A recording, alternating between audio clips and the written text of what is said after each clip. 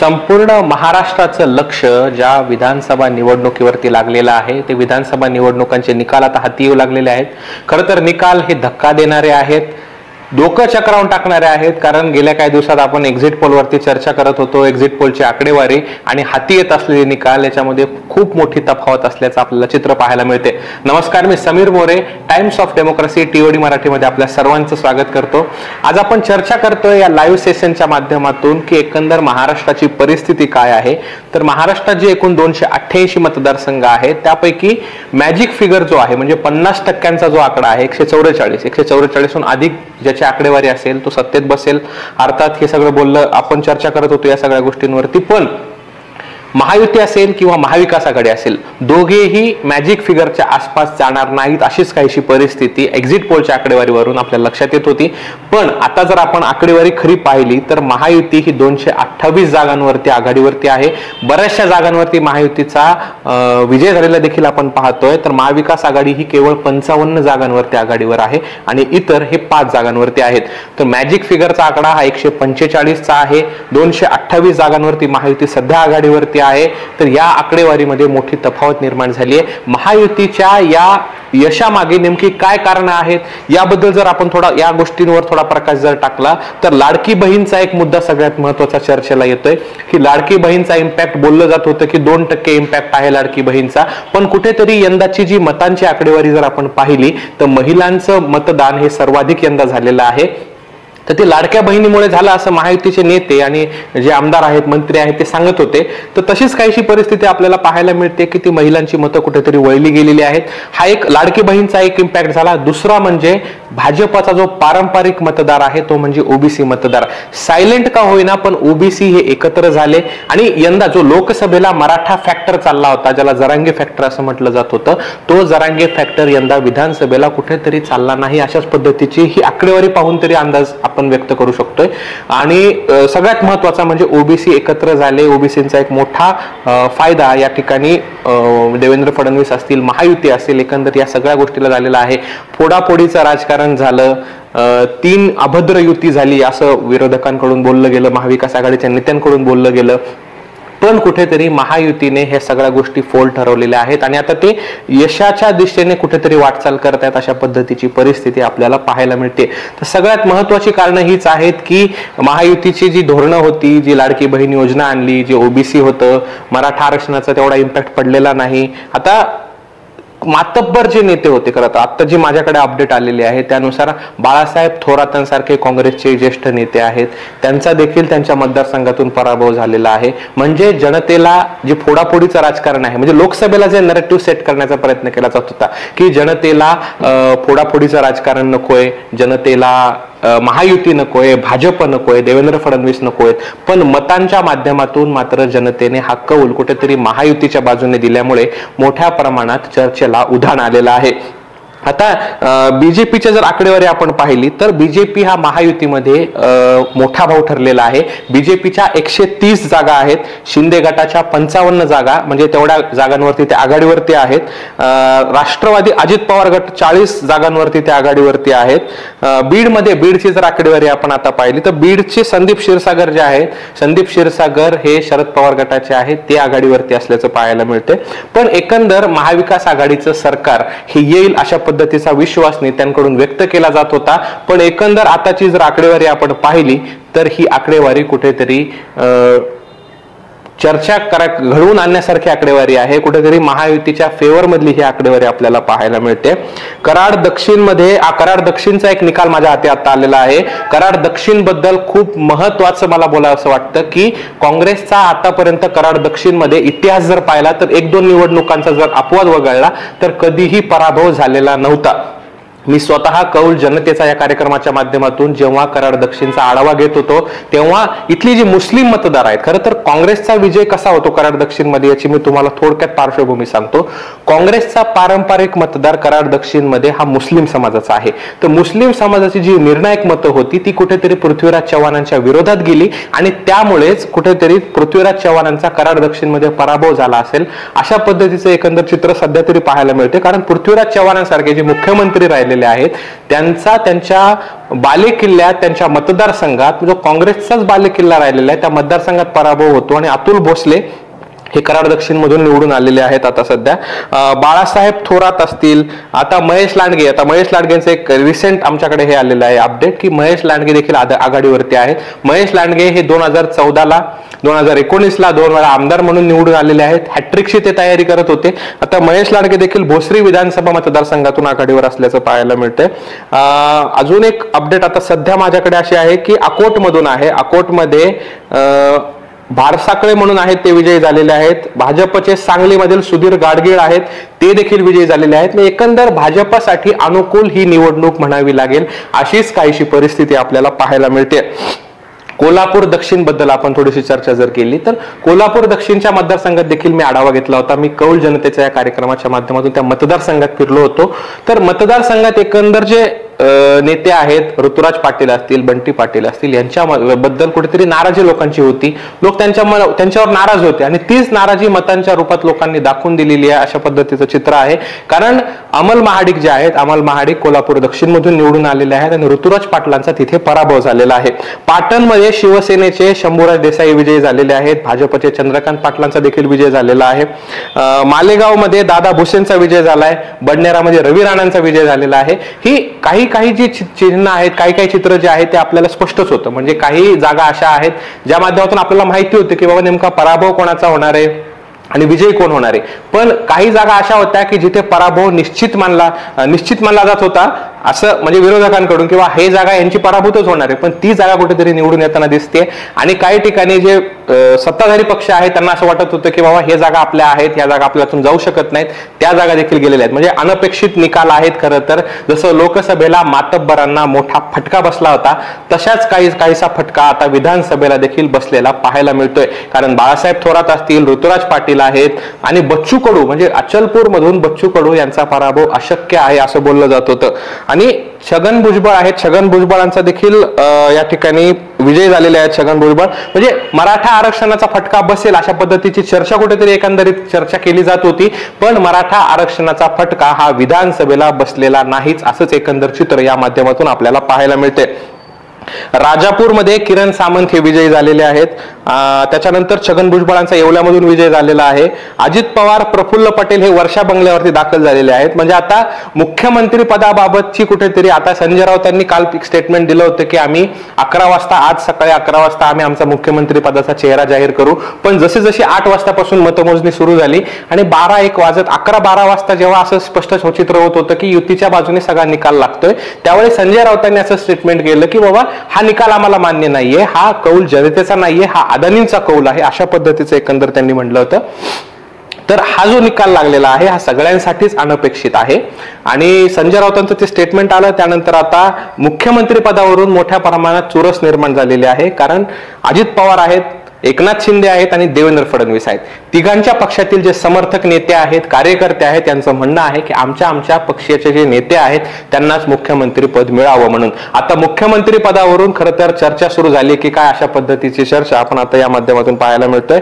लातूर ग्रामीण मधून आपल्याला अपडेट मिळते. लातूर ग्रामीण मध्ये मी देखील स्वतः गेलो होतो. लातूर ग्रामीण मध्ये धीरज देशमुख म्हणजे विलासराव देशमुखांचा वारसा कुठेतरी पुढे चालवत आहेत. देशमुख, अमित देशमुख असतील, धीरज देशमुख असतील हे दोघे जण. तर लातूर ग्रामीण मध्ये धीरज देशमुख हे पराभूत झालेले आहेत. ही आत्ताची अपडेट सध्या माझ्या बरोबर येते. आणि लातूर ग्रामीण मध्ये रमेश आप्पा कराड हे भाजपच्या तिकिटावर निवडणूक लढवत होते. 2019 ची थोडी पार्श्वभूमी जर आपण पाहिली तर लातूर ग्रामीण मध्ये जे 2 नंबरचं मतदान होतं म्हणजे 1 नंबरला धीरज देशमुख निवडून आले होते त्यांना मतदान होतं, 2 नंबरला नोटाला मतदान होतं. तर ह्या मतदारसंघाचा जेव्हा मी आढावा घेत होतो तेव्हा मी लोकांशी चर्चा केली आणि लोकांशी बोलत होतो तेव्हा लोकांनी असं सांगितलं की बाबा 2 नंबरला जर रमेश आप्पा कराडांना तिकीट दिलं असतं भाजपने, कोणीतरी देशमुख हे म्हणून एक व्यक्ती आहेत त्यांना तिकीट दिलं होतं, त्यांना जर तिकीट न देता रमेश आप्पांना तिकीट जर 2019लाच दिलं असतं तर तेव्हाच धीरज देशमुखांचा पराभव झाला असता. पण यंदा भाजपने ती चूक कुठेतरी सुधारली असंच म्हणावं लागेल आणि रमेश आप्पांना तिकीट दिलं. ते खरं तर विधान परिषदेवर आमदार म्हणून ऑलरेडी काम करत होते, त्यांना विधान सभेचंही तिकीट दिलं आणि लातूर ग्रामीण मधून रमेश आप्पा कराड हे भाजपच्या तिकिटावर निवडून आलेले आहेत आणि धीरज देशमुख जे काँग्रेसचे उमेदवार होते त्यांचा दारुण पराभव झालेला आहे. संजय उपाध्याय आहेत भाजपचे, बोरिवलीमधून त्यांचा विजय झालेला आहे. भाजपसाठी ही निवडणूक कुठेतरी अनुकूल आहे असंच म्हणावं लागेल. कारण जर आपण थोडं मागच्या चर्चा आणि मागच्या काही दिवसात ज्या ज्या घडामोडी घडल्या, साधारण महिना दीड महिन्याचा जर आढावा आपण घेतला तर एक गोष्ट लक्षात येते की 2014ची आकडेवारी पाहिली, भाजप 122 वर होतं. 2019ला आपण आलो, भाजप 105 वर आलेला आहे. आणि 2024च्या विधानसभा निवडणुका जेव्हा लागणार किंवा चर्चा सुरू होती तेव्हा असं म्हणलं की भाजपचा आता सुपडा सापडणार, भाजप 2 आकड्यावरती येणार. म्हणजे ही जी चर्चा सुरू होती या चर्चेला कुठेतरी मात देण्यात भाजपला यश आलंय असंच म्हणावं लागेल. आणि देवेंद्र फडणवीसांचा उल्लेख हा आवर्जून चाणक्य असा केला जातोय. ते महाराष्ट्राचे चाणक्य म्हणून देवेंद्र फडणवीस पुन्हा एकदा नावारूपाला येतात. पण सगळ्यात महत्त्वाचं म्हणजे मुख्यमंत्री पद कुणाकडे, ही चर्चा जी आहे ती अजूनही थांबलेली नाहीये. त्याच्यानंतर हितेंद्र ठाकूर जे आहेत बहुजन विकास आघाडीचे, हितेंद्र ठाकूरांचा देखील पराभव झालेला आहे. वरळीमधून आदित्य ठाकरेचा विजय झालेला आहे. त्याच्यानंतर शिरूरमध्ये अशोक बापू पवार आहेत, अशोक बापू पवारांचा पराभव झालेला आहे या ठिकाणी. आता आपण जी अपडेट मिळालेली आहे त्या अपडेटनुसार आपण बोलतो आहोत, चर्चा करतो आहोत एकंदर. कारण फडणवीसांचं स्टेटमेंट आहे, फडणवीस पत्रकार परिषद घेत आहेत. त्यांचं म्हणणं आहे की आमचे वरिष्ठ शिंदेची शिवसेना ही जनतेची खरी शिवसेना म्हणून स्वीकारली असं फडणवीसांनी देखील स्टेटमेंट दिलेलं आहे. चेंबूरमध्ये शिवसेनेचे तुकाराम काते यांचा विजय झालेला आहे. सुहास कांदे देखील नांदगावमध्ये विजयी झालेले आहेत. सुहास कांदे आणि समीर भुजबळ यांच्यातला वाद आहे, आपण गेल्या काही दिवसात पाहिलेला आहे की तुमचा मर्डर करेन वगैरे वगैरे अशा पद्धतीची चर्चा झाली होती. खरं तर राजकारणात काहीही गोष्टी आपण अपेक्षित करू शकत नाहीत, आपण कोणत्याही गोष्टी प्रेडिक्ट करू शकत नाहीत. राजकारण हे अनप्रेडिक्टेबल असतं असं म्हटलं जातं. त्याचाच कुठेतरी प्रत्यय महाराष्ट्राच्या विधानसभेचा निकाल पाहिल्यानंतर आपल्याला लक्षात येतोय. फडणवीसांनी म्हटलंय की आम्ही जे चक्रव्यूह आहे ते चक्रव्यूह तोडलंय आणि ह्या ठिकाणी आम्ही विजय मिळवलेला आहे. अमोल जावळे, रावेरमधून अमोल जावळेंचा विजय झालेला आहे या ठिकाणी. आता आकडेवारी जर पाहिली तर भाजप 133 पेक्षा जास्त जागा जिंकते आणि शिंदे सेनेचे 56, अजित पवार 40 जागांवरती आघाडीवरती आहे, काँग्रेस 20, ठाकरे सेना 19, शरद पवार 15 आणि इतर 5 अशा ठिकाणी. म्हणजे वंचितचा देखील सुपडा साफ झाल्याचं चित्र या माध्यमातून पाहायला मिळते. एकेकाळी 2019ची आकडेवारी जर आपण पाहिली तर वंचित जे आहे, वंचित ने निर्णायक भूमिका बजावली होती की वंचित गेम चेंजर ठरेल अशा पद्धतीच्या चर्चा इकडे सुरू होत्या. पण आता कुठेतरी वंचित गेम चेंजर ठरत नाहीये, वंचितचा कुठेतरी सुपडा साफ झाला अशा पद्धतीची परिस्थिती आपल्याला सध्या तरी पाहायला मिळते. हडपसरची अपडेट आली आहे. हडपसरमध्ये चेतन तुपे हे विजयी झालेले आहेत. त्यांच्या विरोधात प्रशांत जगताप हे निवडणूक लढवत होते. भाजपचे चेतन तुपे यांचा विजय झालेला आहे इथे. कारण दुसरे जे उमेदवार होते प्रशांत जगताप ते पुण्याचे महापौर राहिले, उपमहापौर राहिलेले आहेत. त्यांनी बऱ्याचशा जबाबदाऱ्या पार पाडलेल्या आहेत. पुण्याचे शहराध्यक्ष होते आणि शरद पवारांशी एकनिष्ठ राहून त्यांनी उमेदवारी मिळवली, पण त्यांना कुठेतरी विजय मिळवता आलेला नाही अशीच परिस्थिती हडपसरमध्ये आपल्याला पाहायला मिळते. सिन्नरमध्ये कोकाटे विजयी झालेले आहेत. खासदार राजाभाऊ वाजेंची त्यांना साथ मिळाली अशा पद्धतीची चर्चा सुरू आहे आणि सिन्नरमध्ये कोकाटे यांचा विजय झाल्याचं आता सध्या निष्पन्न झालेलं आहे. बहुतांश जागांवरती कुठेतरी महायुतीला यश मिळालेलं आहेच, पण शरद पवारांची जी भूमिका आहे ती खरं तर महत्त्वाची ठरणार आहे. कारण बऱ्याचशा चर्चा होत्या की शरद पवार अजित पवार एकत्र येतील, शरद पवार देवेंद्र फडणवीस अजित पवार यांनी एकत्र येऊन परत युती म्हणजे वेगळी युती होईल आणि त्यामधून ते सरकार स्थापन करतील. पण सध्याची परिस्थिती पाहिली तर भाजप हा मोठा भाऊ ठरलेला आहे आणि 2014ची आकडेवारी जी होती त्यापेक्षाही जास्त जागा कुठेतरी भाजप यंदा जिंकते की काय अशी परिस्थिती सध्याच्या आकडेवारीवरून तरी पाहायला मिळते. अक्कलकुवामधून जर अक्कलकुवावरून आपल्यावर निकाललेला आहे. अक्कलकुवामध्ये हिना गावित पराभूत झालेले आहेत आणि आमशा पाडवी यांचा विजय झालेला आहे. पाचोरामध्ये शिवसेनेचे किशोर पाटील यांचा विजय झालेला आहे. चेंबूरमध्ये शिवसेनेचे तुकाराम काते हे विजय झालेत. राजू तोडसाम, आर्नी हा खरं तर खूप महत्त्वाचा मतदारसंघ होता, राजू तोडसाम यांचा या ठिकाणी विजय झालेला आहे. दिंडोरीमधून अजित पवार गटाचे नरहरी झिरवळ यांचा देखील विजय झालेला आहे. दिलीप वळसे पाटील, आता दिलीप वळसे पाटलांचा आंबेगाव मतदारसंघ पाहिला तर इथे देखील चुरशीची लढत होती. आंबेगावमध्ये वळसे पाटील निवडून येतील की नाही याबाबत अनेक शंका उपस्थित केल्या जात होत्या, पण या कुठेतरी शंकांना आता पूर्णविराम लागलेला आहे आणि ते विजयी झालेले आहेत. मावळमध्ये देखील बापू भेगडे आणि सुनील अण्णा शेळके. आता मावळची लढत ही खरं तर खूप लक्षवेधी लढत ठरली, कारण बापू भेगडे मैदानात होते. युतीमध्येच असताना बाळा भेगडे जे आहेत, जे माजी मंत्री राहिलेले आहेत आणि भाजपचे आहेत, युतीमध्ये मावळची जागा ही अजित पवार गटाला गेली. राष्ट्रवादी काँग्रेसकडून अजित पवार गटाकडून सुनील अण्णा शेळके जे विद्यमान आमदार आहेत त्यांना तिकीट मिळालं, पण बाळा बेगडे यांना ह्या गोष्टी किंवा भाजपला तिथल्या ह्या गोष्टी रुचल्या नाही आणि एकंदर भाजप असेल, काँग्रेस असेल, राष्ट्रवादी, शरद पवार गट असेल, हे सगळे सर्वपक्षीय, मनसे पण आले त्यामध्ये, हे सर्वपक्षीय एकत्र झाले आणि यांनी कुठेतरी युतीच्या विरोधात काम केलं आणि बापू बेगडे यांना पाठिंबा दिला मावळात. पण मावळमध्ये कुठेतरी बापू बेगडे यांचा एवढा सगळे विरोधक एकत्र आले असताना देखील बापू बेगडेंना पराभवाचा सामना करावा लागलाय आणि सुनील अण्णा शेळके यांचा या ठिकाणी विजय झालेला आहे. आता संगमनेरमधून बाळासाहेब थोरातांचं जसं आपण चर्चा केली की बाळासाहेब थोरातांचा देखील पराभव झालेला आहे. राजकारण हे अनप्रेडिक्टेबल आहे, जसं मी आधी पण बोललो होतो, आताही तेच बोलतोय की राजकारणात तुम्ही कोणत्याही गोष्टी प्रेडिक्ट करू शकत नाहीत. आता उद्धव ठाकरे यांची एक अपडेट आहे की उद्धव ठाकरे आज संध्याकाळी एक पत्रकार परिषद घेणार आहेत आणि पत्रकार परिषदेमध्ये ते काय बोलतात याकडे देखील सर्वांचं लक्ष लागलेलं आहे. खरं तर संजय राऊतांनी त्यांची भूमिका स्पष्ट केलेली आहे. संजय राऊत म्हणालेत की आम्हाला हा निकाल मान्य नाहीये, हा निकाल खोटा आहे, हा निकाल योग्य नाहीये, हा कौल जनतेचा नाहीये. या सगळ्या गोष्टी जरी ते म्हणत असतील तरी कुठेतरी निकाल हा त्यांच्या विरोधात गेल्यामुळे ते बोलतायत. अशा पद्धतीची विरोधकांकडून देखील टीका केली जाते संजय राऊतांवरती. इंदापूरची पण लढत खूप महत्त्वाची आहे, कारण ऐन वेळेला हर्षवर्धन पाटील हे राष्ट्रवादी शरद पवार गटात गेले, शरद पवारांकडून त्यांना तिकीट जाहीर झालं, पण इंदापूरची लढत खूप महत्त्वाची ठरली सर्वांगाने. इंदापूरमध्ये हर्षवर्धन पाटील विरुद्ध दत्ता मामा भरणे हा पारंपरिक खरं तर संघर्ष आहे, जुना संघर्ष आहे. मग त्यांना तिकीट नाही मिळालं भाजपमध्ये. जेव्हा आता इंदापूरचं जर आपण थोडी पार्श्वभूमी बघितली तर हर्षवर्धन पाटलांनी भर कार्यक्रमात म्हटले होते मी भाजपमध्ये आलो आणि मला आता शांत झोप लागते वगैरे वगैरे, या सगळ्या चर्चा आपण सर्वजण जाणतो. पण त्यांनी शरद पवार गटात गेले, तिकीट मिळवलं, पण इंदापूरमध्ये मात्र भरणे मामाच आघाडीवर असल्याचं चित्र सध्या पाहायला मिळते. म्हणजे शरद पवारांच्या राष्ट्रवादीत जाऊन कुठेतरी इंदापूरमध्ये हर्षवर्धन पाटलांना तेवढ्या प्रमाणात फायदा झाला नाही, अशीच परिस्थिती सध्या पाहायला मिळते. कणकवली, आता थोडंसं विदर्भाकडे आपण जर गेलो तर कणकवलीमध्ये नितेश राणे आणि कुडाळमध्ये निलेश राणे म्हणजे राणे पुत्र जे आहेत, दोघं भाऊ आहेत, ते विजयी झाल्याची परिस्थिती सध्या आहे. एकाच घरात तीन तीन नेते आहेत खरं तर पाहायला गेलं तर. एक आहेत ते स्वतः राणे साहेब, त्याच्यानंतर निलेश राणे आणि नितेश राणे. आता नितेश राणे आणि निलेश राणे दोघेही विधानसभेत आपल्याला पाहायला मिळतील. पूर्वी एकच राणेंचा आवाज आपल्याला विधानसभेत घुमताना पाहायला मिळत होता, पण आता कुठेतरी दोन राणे विधानसभेत आपल्याला त्यांच्या दोघांचाही आवाज घुमताना पाहायला मिळणार आहे. नंदुरबारमध्ये विजय गावित यांचा भाजपकडून विजय झालेला आहे. हा विजय जवळपास निश्चित झालेला आहे. त्याच्यानंतर आता रिसेंट जी आकडेवारी आहे त्याच्यानुसार महायुती ही 233 आकडेवारी थोड्या वेळापूर्वी मी सांगितली होती, पण आता महायुती ही 230 जागांवरती आघाडीवरती आहे. महाविकास आघाडी 53 जागांवरती आणि इतर हे 5 जागांवरती. ऋतुराज पाटलांचा पराभव झालेला आहे. आशिष जयस्वाल निवडून आलेले आहेत. त्याच्यानंतर धर्मराव बाबा आत्राम, आहेरी जो विधानसभा मतदारसंघ होता, जे मुलगी आणि वडील आणि भरपूर राजकारण झालं. खरं तर ह्या वेळची जी निवडणूक होती त्या निवडणुकीत खरं तर खूप चर्चा झाल्या, खूप तर्कवितर्क लावले गेले, पण ही निवडणूक खऱ्या अर्थाने अनप्रेडिक्टेबल ठरलेली आहे असंच म्हणावं लागेल.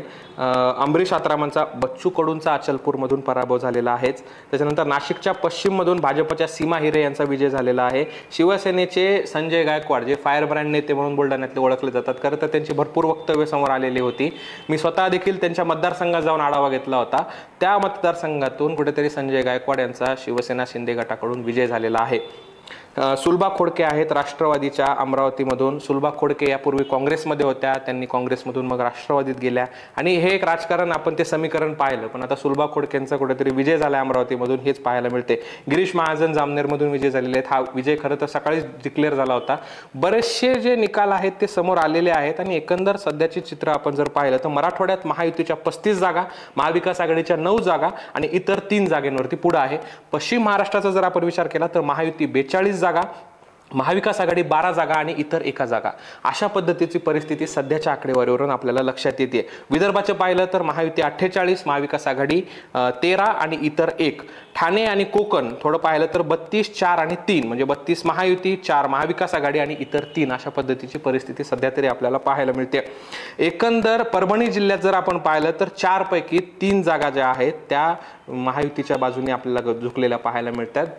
परभणीमधला एक लक्षवेधी मतदारसंघ ठरला, तो म्हणजे जिंतूर सेलू विधानसभा मतदारसंघ.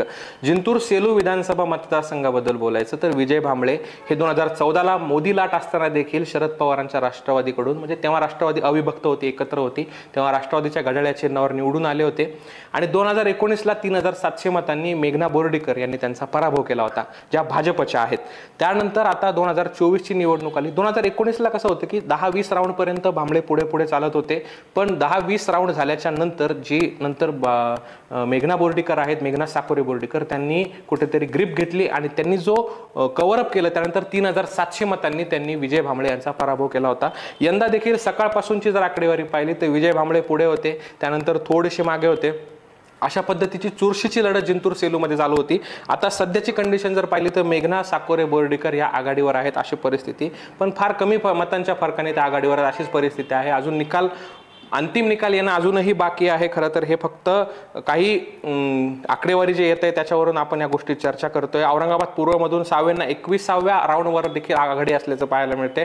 आता अतुल सावे आणि इम्तियाज जलील यांच्यामध्ये देखील काटेकी टक्कर आपल्याला यंदाच्या निवडणुकीत पाहायला मिळाली होती. अजित पवार देखील विजय झालेला आहे. अजित पवारांचा हा विजय खरं तर बारामती विधानसभा मतदारसंघाचा कौल जनतेचा या कार्यक्रमाच्या माध्यमातून मी जेव्हा आढावा घेत होतो तेव्हा लोकांनी स्पष्ट सांगितलं होतं की लोकसभेला ताई, विधानसभेला दादा. म्हणजे हे लोकांचं फिक्स होतं की बाबा आपल्याला कोणत्याही पक्षाला, कोणत्याही युतीला म्हणून मत द्यायचं नाही, आपल्याला व्यक्ती केंद्रित राजकारण करायचंय. आणि जनतेने ते दाखवून देखील दिलेलं आहे. कारण लोकसभेला अजित पवारांच्या सुविद्य पत्नी सुनेत्राताई पवार या स्वतः उभ्या होत्या, त्या देखील पराभूत झाल्या, पण सुप्रियाताई निवडून आल्या. आणि विधानसभेला देखील तशीच परिस्थिती होईल असं एकंदर चित्र रंगवलं जात होतं, पण ग्राउंड लेवलला परिस्थिती ही खूप वेगळी होती. खरं तर अजित पवार हे निवडून येतील अशाच पद्धतीची परिस्थिती मतदारसंघात होती आणि तसंच झालं. जे लोकांनी ठरवलं होतं, लोकांनी जे सांगितलं होतं की लोकसभेला ताई आणि विधानसभेला दादा, तर लोकांनी लोकसभेला ताई दिल्या आणि विधानसभेला दादा देण्याची वेळ होती तर दादांना निवडून दिलेलं आहे बारामतीच्या जनतेने. MIMचे इम्तियाज जलील हे केवळ 3 मतांनी सध्या पिछाडीवर असल्याचं पाहायला मिळते. म्हणजे औरंगाबाद पूर्वमध्ये अत्यंत चुरशीची अशी लढत आपल्याला यंदा पाहायला मिळते.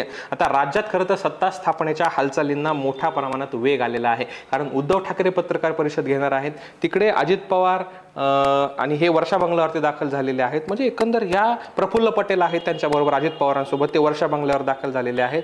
मोठ्या घडामोडींना वेग आलेला आहे. आणि जो पहाटेचा शपथविधी होता त्या शपथविधीला देखील आज 23 तारीख आहे. आज 23 तारीख, आज त्याला पण तो दिवस खरं तर महत्त्वाचा आहे आजच्यासाठी. आजच निकाल जाहीर होतोय, योगायोग म्हणावा लागेल हा खरं तर. त्यानंतर आता पुढच्या आपण सत्ता स्थापनेच्या हालचालीला जसा वेग येतोय, महाविकास आघाडीला आता विरोधी पक्ष नेते मिळणार की नाही अशा पद्धतीची परिस्थिती सध्या तरी पाहायला मिळते. जर आपण लोकसभेचा जर आकडेवारी पाहिली होती तर तेव्हा 2014ला हे नव्हतं, आपल्या विरोधी पक्ष नेते होते. त्याच्यानंतर 2019ला पण विरोधी पक्ष नेते नव्हते. 24ला मात्र आता विरोधी पक्ष नेते लोकसभेत आहेत. पण आता विधानसभेची जी पार्श्वभूमी जर आपण पाहिली तर महाविकास आघाडीला विरोधी पक्ष नेते पद जरी मिळेल की नाही अशा पद्धतीची परिस्थिती सध्याच्या आकडेवारीवरून लक्षात येते. पण ही आकडेवारी कदाचित बदलूही शकते. थोड्या काही वेळात अंतिम निर्णय जो आहे तो आपल्या समोर येईलच. वाईमध्ये मकरंद पाटील हे विजयी झालेले आहेत. मकरंद पाटलांच्या राष्ट्रवादीकडून त्यांना तिकीट होतं, ते विजयी झालेले आहेत. हिरामन खोसकर इगतपुरीमधून अजित पवार गटाकडून उभे होते, ते देखील विजयी झालेले आहेत. माणिकराव कोकाटे आहेत सिन्नरचे, राष्ट्रवादीचे अजित पवार गटाचे, त्यांचा विजय झालेला आहे. संजय केळकर भाजप ठाणे, त्यांचा देखील या ठिकाणी विजय झालेला आहे. गंगाखेडचे जे लक्ष्मीपुत्रांचा मतदारसंघ वगैरे, गंगाखेडचं तर खूप राजकारण गाजलं.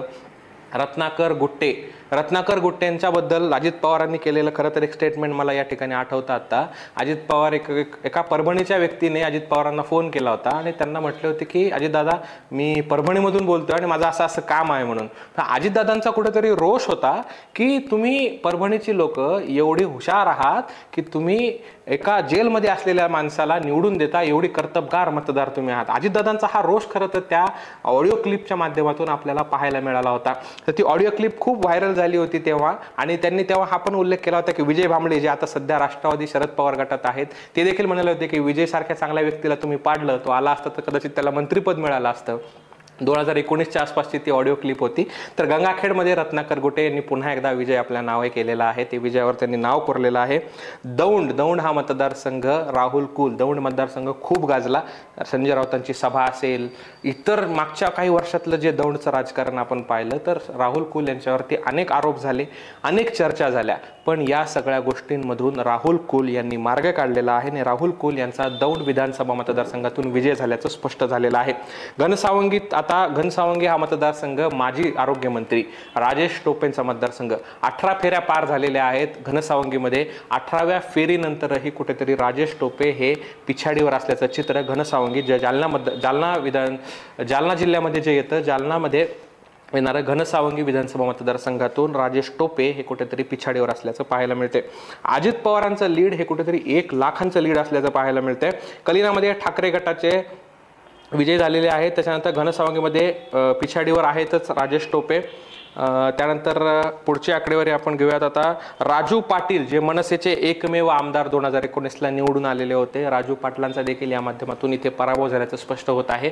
आणि या सगळ्या गोष्टींमधून सार एकच गोष्ट सांगावीशी वाटते की बाबा भाजपने कुठेतरी मुसंडी मारलेली आहे, महायुतीने मुसंडी मारलेली आहे. आणि जे फोडाफोडीचं राजकारण, जे नरेटिव्ह सेट केलं जात होतं, संविधानाचा मुद्दा जो लोकसभेला चालला पण यंदा तो चाललेला पाहायला मिळाला नाही.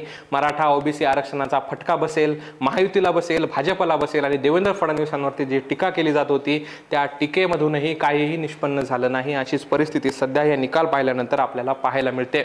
एकंदर आता कसब्यात थोडंसं पुण्याचा आपण आजूबाजूला विचार जर केला तर कसब्यामध्ये देखील हेमंत रासने विजय झालेले आहेत. पोटनिवडणुकीमध्ये खरं तर धंगेकर यांचा विजय झाला होता, पण आता पोटनिवडणुकीनंतर रासने यांनी आता आपले विजय आपल्या नावे केलेला आहे.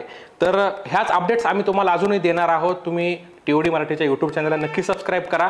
थोड्या वेळात आपण आणखी एक लाईव्ह घेऊया आणि सत्तेची नेमकी सूत्र कुणाकडे जातात आणि मुख्यमंत्री नेमका कोण होणार, तुमच्या मनातला मुख्यमंत्री हा सांगा आणि कमेंट करून नक्की सांगा की हा व्हिडिओ तुम्हाला कसा वाटला. आणि हा व्हिडिओ आवडला असल्यास लाईक शेअर करायला विसरू नका. आणि असेच नवनवीन व्हिडिओज पाहण्यासाठी टाइम्स ऑफ डेमोक्रेसी टीओडी मराठीच्या यूट्यूब चॅनलला नक्की सबस्क्राईब करा.